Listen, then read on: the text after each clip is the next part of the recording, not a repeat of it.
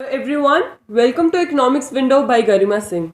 Today we are going to start the chapter number 3 of history, which deals with Nazism and the rise of Hitler. जो आप screen पे जो image देख पा रहे हो, who is he? Do you know this personality? I am sure most of you can relate to this image on the screen. He is Hitler, right? हम सब ने बहुत सुना है हिटलर के बारे में. जब भी कभी कोई बात होती है, जब बहुत ही कोई क्रूएलिटी से बिहेव करता है या कोई हार्श ट्रीटमेंट करता है, तो नॉर्मली लोग क्या बोलते हैं? हिटलर है ये तो, राइट? तो आज हम उसी पर्सनालिटी के बारे में बात करेंगे और समझेंगे कि इनकी आइडियोलॉजी, क्या आइडियाज हिटलर फॉलो करते थे और कैसे राइज ऑफ हिटलर होगा. उससे पहले लेट मी टेल यू, हम कौन से रीजन ऑफ द वर्ल्ड की बात करेंगे. Will basically talk about Germany. Germany किधर है? It lies in the European continent. I hope you can relate. So let's see. Introduction part में इस चैप्टर के अंदर क्या क्या हम पढ़ने वाले हैं वो सब मैंने यहाँ मेंशन किया है. हम नासिज्म को समझेंगे, ये आइडियोलॉजी क्या थी, क्या आइडियाज थे, राइट? कि जर्मनी और इसके रिगार्डिंग क्या इशू रहा, फर्स्ट वर्ल्ड वॉर से लेके सेकेंड वर्ल्ड वॉर तक क्या कुछ होगा, और क्यों जो राइज ऑफ हिटलर है या रेन ऑफ हिटलर थी, राइट? जब हिटलर रूल कर रहे थे उस टाइम को threat to the world's peace बोला गया. And also crime against humanity. बहुत सारी प्रॉब्लम्स होंगी. हम देखते हैं कि विद टाइम कैसे हिटलर राइज होगा और उसकी जो आइडियोलॉजी है नासिज्म की वो कैसे स्प्रेड होगी all over the world. Before we start the chapter, just have a glance at the map. This is the Europe's political map. आप देख सकते हो यहाँ कौन कौन सी कंट्री है, and I am sure you are able to find out Germany. If not, let me just point out the laser here. Okay, so this is the part Germany, right? तो हम इस रीजन के बारे में ही basically बात करेंगे, Hitler and the Germany issue, right? So your question here is, you need to comment down all the neighboring countries of Germany. You need to give me maximum 5 names that you can see on the screen. Comment down below in the comment section so that I'm aware that you had a glance at the map. So our chapter starts with a small story of a boy, Helmut. Helmut एक लड़का है Germany से and his family is a follower of Nazism. Okay, Nazism ideology को follow करते थे. जब हमारा first world war over होता है, खत्म होगा, उस टाइम जर्मनी में जो एक्सिस पावर है वो हार चुके थे. Do not get confuse. आगे चैप्टर में हम पढ़ेंगे वर्ल्ड वॉर के बारे में कि एक्सिस पावर कौन सी थी, अलाइड पावर्स कौन सी थी, कौन सी पावर जीतेगी. अभी आपको यहाँ समझना है जो जर्मनी है वो एक्सिस पावर का पार्ट था, राइट? एक्सिस पावर की साइड में थे और जर्मनी हार चुका था, right?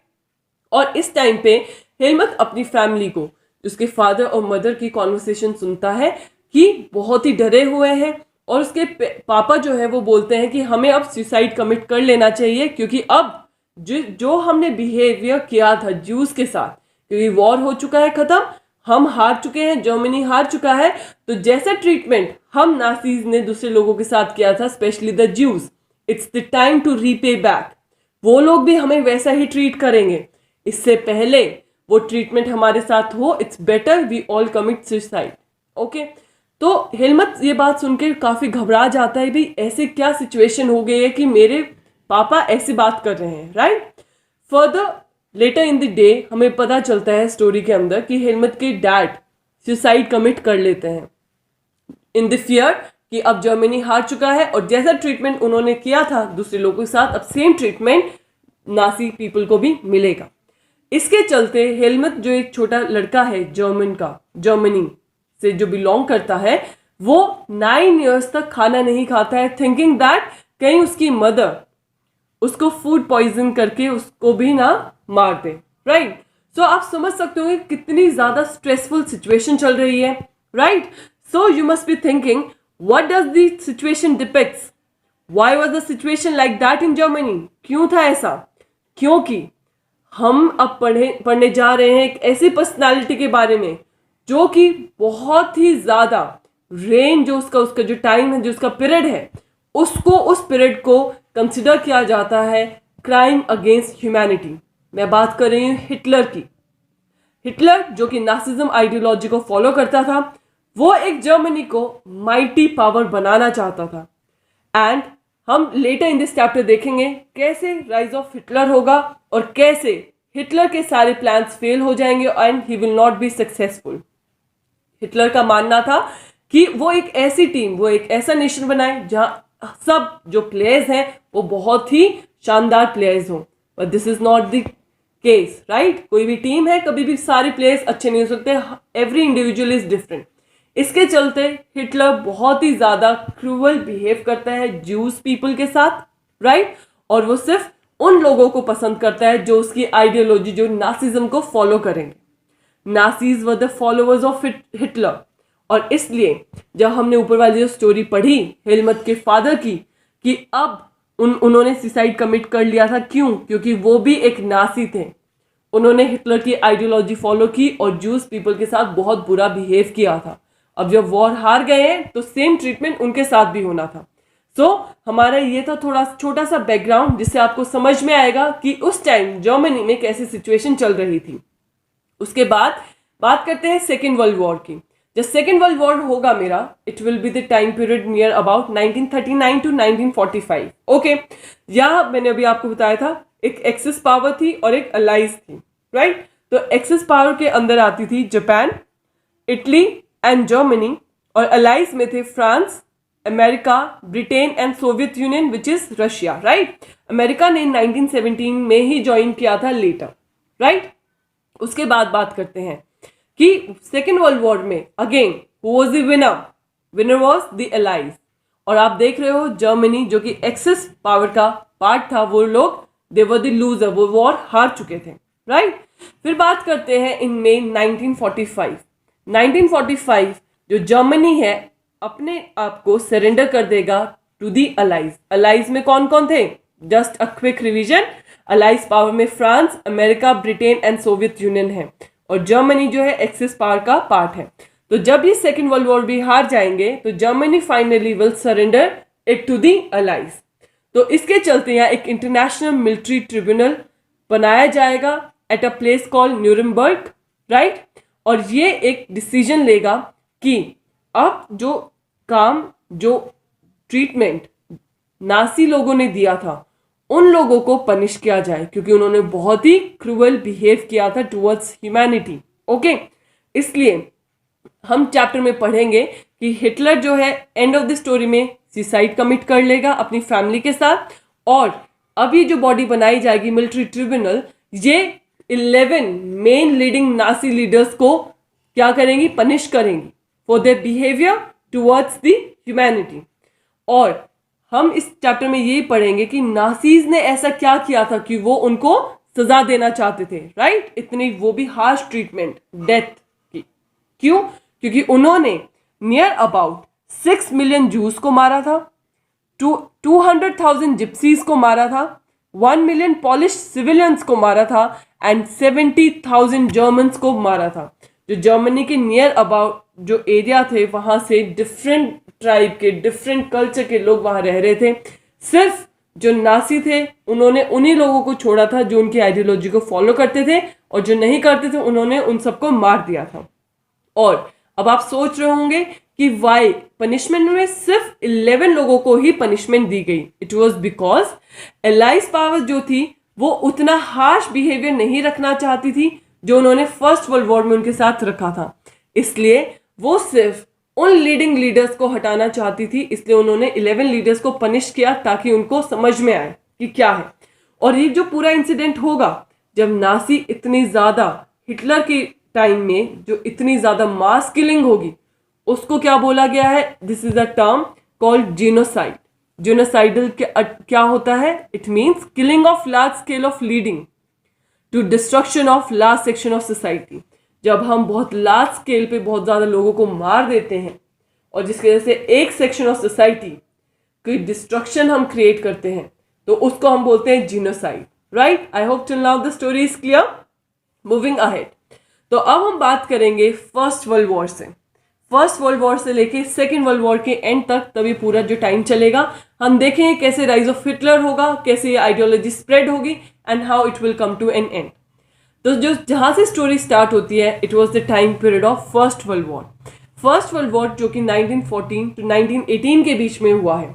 It was again in between the central powers and the allies, or the Axis power and the allies. Okay, central power or the Axis power is the same. Do not get confused. तो यहाँ भी क्या होता है, first world war में जो 1914 to 1918 में हुआ था, उसमें भी जर्मनी हार जाता है and allies were the winners of the war. फिर हम देखते हैं कि बर्थ ऑफ वेबनियर रिपब्लिक होता है जर्मनी के अंदर.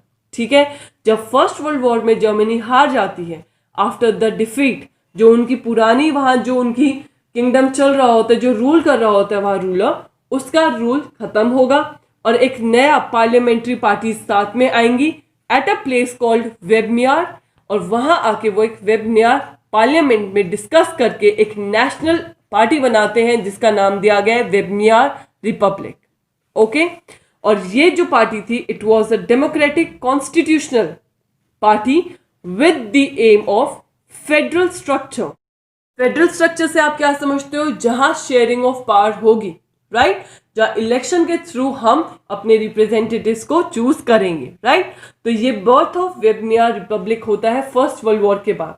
और फर्स्ट वर्ल्ड वॉर के टाइम पे ही रियलाइज कर लिया था कि there are the roots for the second world war also. ये जो आगे चीजें होने वाली हैं उनकी रूट्स फर्स्ट वर्ल्ड वॉर से ही निकल के आती हैं. तो बर्थ ऑफ वेबनियर रिपब्लिक हो चुका है जर्मनी के अंदर. अब क्या होगा, इस टाइम पे जब फर्स्ट वर्ल्ड वॉर में जर्मनी हारती है तो जर्मनी को एक ट्रीटी साइन करनी पड़ती है which is called the treaty of Versailles. Treaty of Versailles क्या है, ट्रीटी क्या है, कोई भी अग्रीमेंट साइन होगा क्योंकि जर्मनी हार चुकी थी एलाइज पावर से. ठीक है, तो उन दोनों के बीच में एक अग्रीमेंट साइन होगा और ये साइन कहाँ हुआ, at a place called Versailles. तो इसलिए इस अग्रीमेंट को हम नाम देंगे ट्रीटी ऑफ वर्सलिस. ओके, अब प्रॉब्लम क्या थी इस ट्रीटी में, क्योंकि वेबनियर रिपब्लिक यहाँ रूल करना स्टार्ट हो गया था जर्मनी में, लेकिन उनको मजबूरी में ये ट्रीटी ऑफ वर्सलिस को एक्सेप्ट करना पड़ा था क्योंकि वो वॉर हार चुके थे, कोई उनके पास कोई दूसरा रास्ता नहीं था. इसके चलते जो वहां के जो लोग हैं वो लोग वेबनियर रिपब्लिक को रिस्पॉन्सिबल समझेंगे. किस चीज के लिए रिस्पॉन्सिबल, जो वॉर में उनकी डिफीट हुई है, ऑल्सो जितने भी उनको बेइज्जती डिस्ग्रेस महसूस हुई है, ये सिर्फ सबका रीजन किसको मानेंगे, वेबनियर रिपब्लिक को. ओके, तो अब आप सोच रहे होंगे कि ट्रीटी ऑफ वर्सलिस में ऐसा क्या हुआ कि सारे लोग, ये जो न्यूली फॉर्म नेशनल पार्टी थी वेबनियर रिपब्लिक, इसके अगेंस्ट हो जाएंगे. थोड़ा सा हम ट्रीटी ऑफ वर्सलिस को भी पढ़ लेते हैं. ट्रीटी ऑफ वर्सलिस के चलते क्या हुआ था, it was considered as a harsh and humiliating treaty. क्यों हार्श एंड ह्यूमिलेटिंग ट्रीटी बोली है, अगर आप ये मैप देख पाते हो तो ये जर्मनी का पूरा मैप था, राइट. इस ट्रीटी के चलते इसमें से कुछ कुछ हिस्सा निकल के जिन एलाइज पास से वो लोग हारे थे उनके अंदर इनकी टेरिटोरियल एरिया चला जाएगा, जिसके चलते Germany will lost its overseas colonies. जो भी इनकी बाहर विदेश में जहां इन्होंने अपनी कॉलोनीज बनाई हुई थी. कॉलोनीज क्या होती है, जब भी कोई एक नेशन दूसरे नेशन पे जाके रूल करता है, राइट. सिमिलरली जैसे हमारे यहाँ ब्रिटिशर्स रूल करने आए हुए थे, 100 ईयर्स तक उन्होंने इंडिया पे रूल किया, तो India was a British colony. Okay, तो ट्रीटी ऑफ वर्सलिस के चलते जितनी भी इनकी जर्मनी ओवरसी कॉलोनीज थी उन सबको उनको गिव अवे करना पड़ा, अपना वहां से रूल हटाना पड़ा, जिसके चलते Germany lost 13% of its territory and 1/10 of its population. अगर एरिया जाएगा तो ऑब्वियसली पॉपुलेशन भी कम होगी. ऑल्सो एलाइड पावर्स ने क्या किया, they demilitarise the Germany. 75% of iron and 26% of coal was given to France, Poland, Denmark and Lithuania. इस treaty के चलते एक तो डीमिलिटराइज कर दिया, मतलब उनकी मिलिट्री जो है वो खत्म कर दी एलाइज पावर ने, ताकि इन फ्यूचर कोई प्रॉब्लम ना हो. और जो 75% ऑफ आयरन था, जो रिसोर्सेज है जर्मनी के, 26% ऑफ कोल, ये जितने भी रिसोर्सेज है जो जर्मनी को पहले बिलोंग करते थे, ट्रीटी ऑफ वर्सलिस के चलते हुए ये दूसरे नेशन को दे दिए गए, like that of France, Poland, Denmark and Lithuania region को. Under the war of guilt clause, एक गिल्ट क्लॉज भी बनाया कि जो तुमने अभी, जो तुम हारे हो, जो तुमने वॉर किया था उसमें तुम्हारी डिफीट हुई है, उसके गिल्ट क्लॉज बनाया. उसके चलते जर्मनी वॉज फोर्स टू पे 6 बिलियन पाउंड। उनके ऊपर फाइनेंशियल रिस्पॉन्सिबिलिटी भी डाल दी गई कि तुम्हारी वजह से ये वॉर हुआ, now you have to repay back जितना भी नुकसान हुआ इस वॉर के चलते। तो जर्मनी को गिल्ट क्लॉज के चलते 6 बिलियन पाउंड्स भी रीपे करने पड़े। Also the allied powers occupied the resources. Which resources? The region rich Rhineland. ये जो राइनलैंड है आप इधर देख पा रहे हो इस जर्मनी वाले रीजन में, यहाँ बहुत ज्यादा रिसोर्सेज थे लाइक दैट ऑफ आयरन, कोल, वो सारे ये जो राइनलैंड वाला रीजन है ये भी अलाइज पावर को उनको देना पड़ा। तो आप समझ रहे होंगे ना क्यों इतने जर्मनी के लोग गुस्सा थे कि जर्मनी की कितनी ज्यादा एरिया, टेरिटोरियल जो बाउंड्रीज है वो कम होगी, रिसोर्सेज है वो भी एलाइज के पास चले गए, राइट। तो इन सब चीज का रीजन जो वहां की पब्लिक थी वो किसको मानती थी? वेबनियार रिपब्लिक। क्वेश्चन आ रहा होगा दिमाग में कि वहां के लोग वेबनियार रिपब्लिक को क्यों इसके लिए रिस्पॉन्सिबल समझ रहे थे। एक छोटी सी बात है आपको समझनी है। अगर मैं एट प्रेजेंट कुछ बात करूं कि जितने भी अगर हमारी नेशन में कोई भी इशू चल रहा है, हमारे देश में कोई भी प्रॉब्लम होती है, जर्नली हम लोग क्या टेंड करते हैं? We tend to blame the ruling government. जो रूल कर रही होती है हम उसी गवर्नमेंट को क्वेश्चन करते हैं ना, भाई आपके गवर्नमेंट के टाइम में हमें इतनी इश्यूज क्यों हो रही हैं। सिमिलरली जर्मनी में भी यही हुआ क्योंकि इस टाइम वेबनियार रिपब्लिक रूल कर रहा था, तो ऑब्वियस है लोग किसको क्वेश्चन करेंगे? जो भी रूल कर रहा है, राइट। इसलिए उनको इस चीज के लिए रिस्पॉन्सिबल समझा जा रहा था। नाउ मूविंग अहेड, अब हम बात करेंगे effects of the first world war. First world war का क्या क्या इफेक्ट पड़ा? नंबर 1, डिवास्टेटिंग इम्पैक्ट, मतलब कि बहुत ही बुरा असर पड़ेगा जर्मनी के ऊपर, मेंटली भी एंड ऑल्सो फाइनेंशियली भी, साइकोलॉजिकली भी और फाइनेंशियली भी। लोग बहुत ज्यादा, अगर कोई वॉर की कंडीशन है ऑब्वियस है बहुत परेशानी होगी वहां के लोगों को, राइट। क्राइसिस हो जाएंगे, सेम जर्मनी में हुआ। उसके बाद second thing here is Europe, जो कि एक कॉन्टिनेंट था ऑफ क्रेडिटर्स, जो लोगों को पैसा लोन पे देता था, इतने वेल्दी नेशन था। Now this continent was becoming the continent of debtors. Debtors मतलब बहुत ज्यादा कर्जे में आ गया था ये continent, okay. Also Weimar republic and its supporters were called as November criminal faced problems. November criminals बोला जाता था वेबनियार रिपब्लिक और उसके सपोर्टर्स को, ओके। तो आपको 1 मार्क के क्वेश्चन में आ सकता है who were November criminals, okay, क्योंकि ये सारा इंसिडेंट नवंबर के मंथ में हो रहा था और जो भी पार्टी, जो भी लोग वेबनियार रिपब्लिक को सपोर्ट करते थे उनको वो नवंबर क्रिमिनल बोलते थे। क्यों? क्योंकि नवंबर का मंथ था और ये जो इतना बड़ा जो बुरा टाइम चल रहा था उस सब के लिए रिस्पॉन्सिबल वेबनियार रिपब्लिक को समझा जाता था। तो 1 मार्क के क्वेश्चन में आ सकता है who were November criminals. I hope now you know the answer. Now moving ahead with the effects of first world war. The first world war led to the deep imprints on the European society. बहुत ही बुरा असर छोड़ के गया, okay. Trench life was glorified. Trench life मैंने अपनी previous video में भी आपको बताया है। ट्रेंचेस क्या होते थे? जब जमीन में गड्ढा खोद देते थे और वहां छुप छुप के वो सामने वॉर के लिए लड़ाई करते थे, राइट। सो ट्रेंचेस की मैंने आगे नेक्स्ट स्लाइड में इमेज भी लगाई है ताकि आपको क्लियर हो जाए, ओके। ऑल्सो मेन जो थे they became aggressive, they were strong and they were masculine. बहुत ज्यादा एग्रेशन था लोगों में उस time, okay. Aggressive war, propaganda and national honour occupied the centre stage in public. इस लाइन का मतलब है जो जितनी अपनी ज्यादा एग्रेशन दिखाता था, एग्रेसिव साइड दिखाता था, गुस्से वाली साइड, वो लोगों को उतना ही अट्रैक्ट कर पा रहा था। क्यों? क्योंकि अभी वॉर की कंडीशन चल रही थी, बहुत बुरी हालात हो गई थी यहाँ पे, राइट। और क्या हुआ? Democracy became a young and fragile idea. जो डेमोक्रेसी का आइडिया था it was fading out, okay. और अगर डेमोक्रेसी का आइडिया फेड आउट होगा तो किसको फायदा होगा? The conservatives. I hope you remember, हमने पिछले चैप्टर में किया था, राइट। कंजर्वेटिव्स कौन है? जो पुराने ख्यालात के लोग हैं, जो कोई चेंज नहीं चाहते थे, और इसके चलते कंजर्वेटिव्स का जो सपोर्ट था it was growing up. This is the image that I have posted here to show you the trench life. आप देख रहे हो वॉर के टाइम में क्या करते थे?